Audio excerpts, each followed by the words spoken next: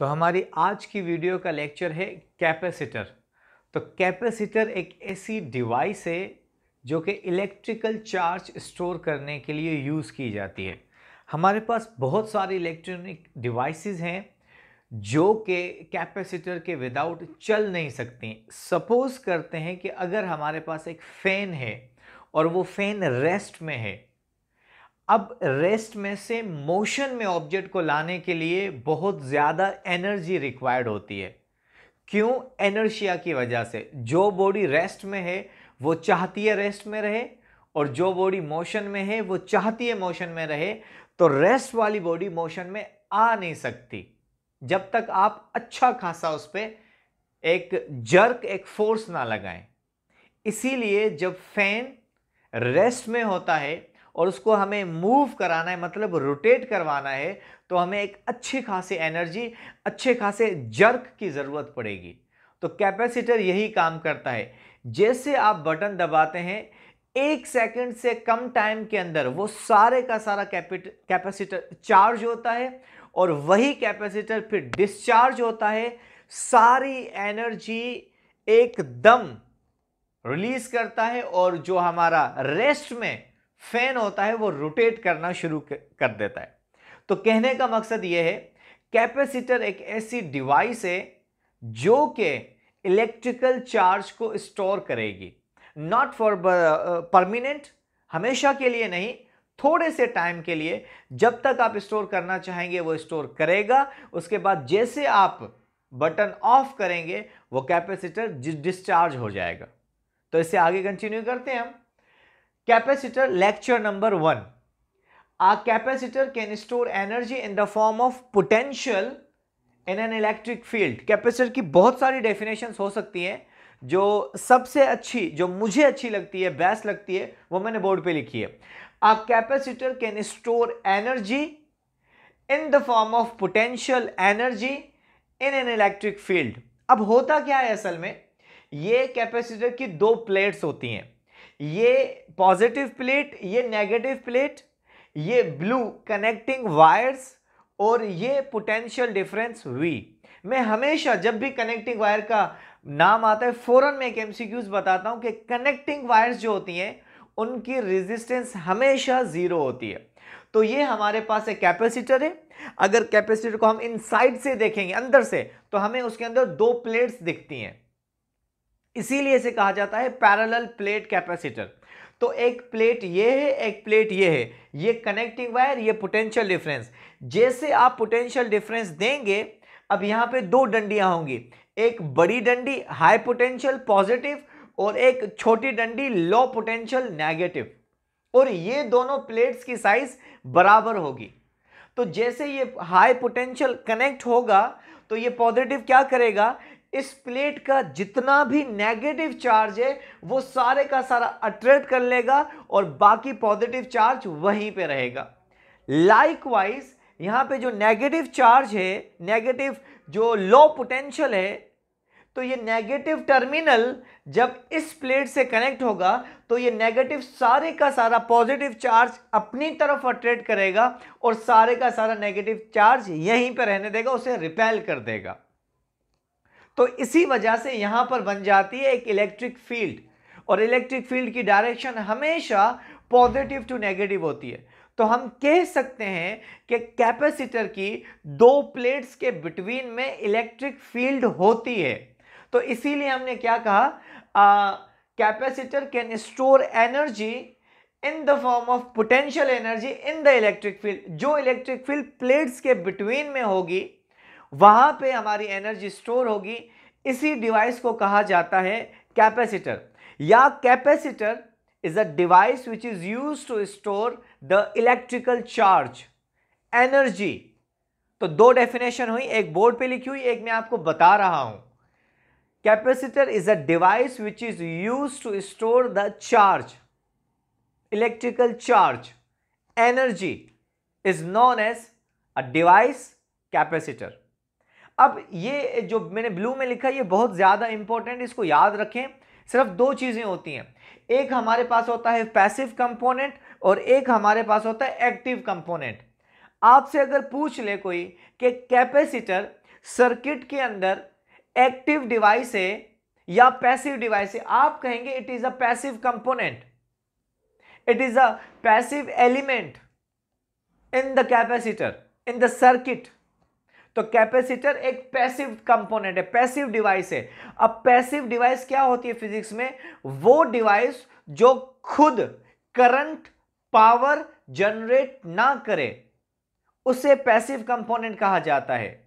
तो कैपेसिटर कभी भी पावर जनरेट नहीं करता, इसीलिए हम कहते हैं it is a passive component. अगर हम जनरेटर की बात करें, ट्रांसफार्मर की बात करें, तो ये एक्टिव कंपोनेंट है, ये पावर को जनरेट करते हैं। पोटेंशियल डिफरेंस है, ये पावर जनरेट करता है, तो इसीलिए ये एक्टिव कंपोनेंट होंगे और कैपेसिटर पैसिव कंपोनेंट होगा। आगे बढ़ते हैं। डिवाइस की डेफिनेशन, ये मैंने एमसीक्यूज, उसके बाद फिगर आपको समझाई।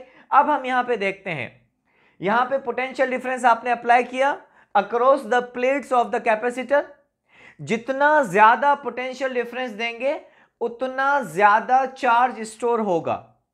मैं चाहता हूं इन दो प्लेट्स पे ज्यादा से ज्यादा चार्ज स्टोर हो, तो मुझे ज्यादा से ज्यादा पावर की बैटरी लगानी पड़ेगी, ज्यादा से ज्यादा पोटेंशियल डिफरेंस अप्लाई करना पड़ेगा। सिंपल बात है, मैं यहां पे वोल्टेज ना दूं, पोटेंशियल डिफरेंस अप्लाई ना करूं, तो प्लेट्स पे कोई भी चार्ज स्टोर नहीं होगा।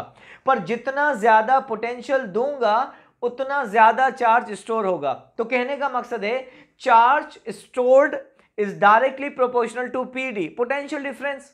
जितना आप चार्ज ज्यादा स्टोर कराना चाहते हैं उतना पोटेंशियल डिफरेंस वोल्टेज ज्यादा होना चाहिए। साइन ऑफ प्रोपोर्शनलिटी को रिमूव करेंगे, हमारे पास आएगा C, capacity, capacitance of the capacitor. अब हम इसको एक्सप्लेन करते हैं कि Q directly proportional to V। आप चाहते हैं ज्यादा चार्ज स्टोर हो, ज्यादा पोटेंशियल डिफरेंस दें, ज्यादा पावरफुल बैटरी लगाएं, ज्यादा चार्ज स्टोर होगा। साइन ऑफ प्रोपोर्शनलिटी हटाने के बाद C आएगा कांस्टेंट। तो फिर हमने कहा कि Q is a charge, C is a proportionality constant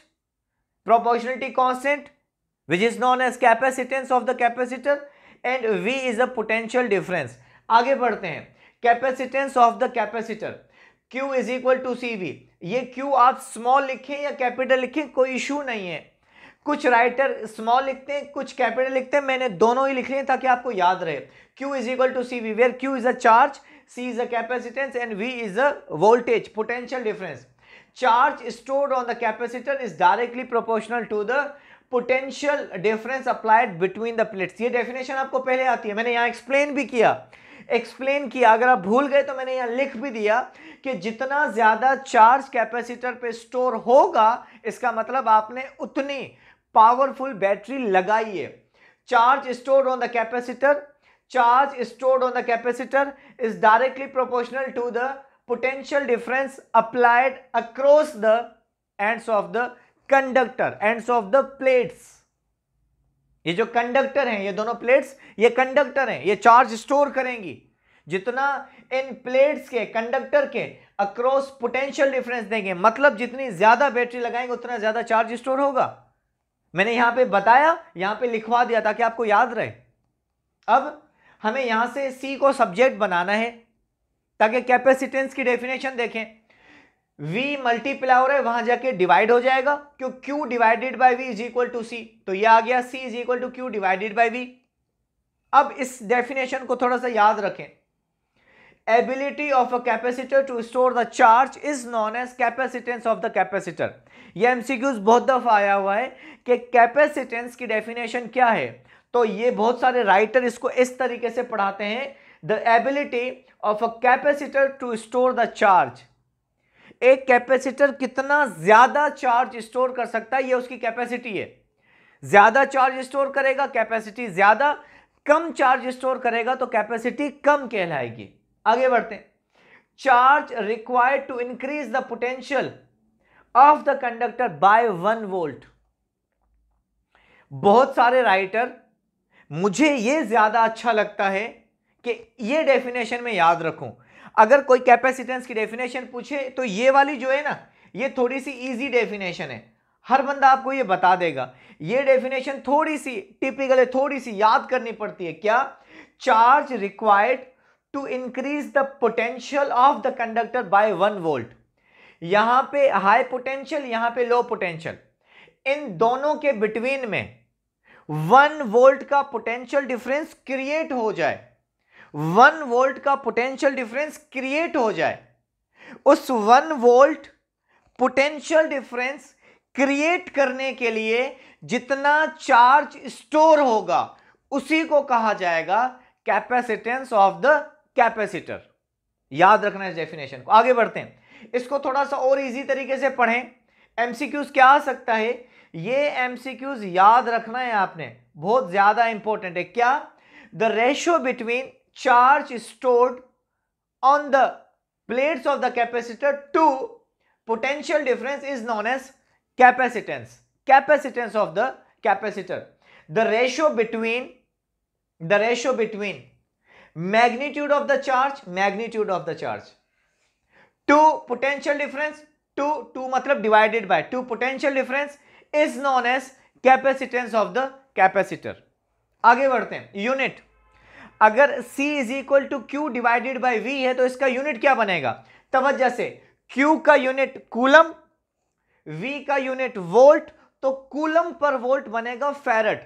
तो आज के बाद अगर कोई भी आपसे पूछे कि कैपेसिटेंस का यूनिट क्या होता है, तो आप कहेंगे कैपेसिटेंस का यूनिट जो है वो होता है फैरड। ये बहुत लार्ज यूनिट है, हम इसके सब यूनिट्स भी यूज कर सकते हैं। क्या?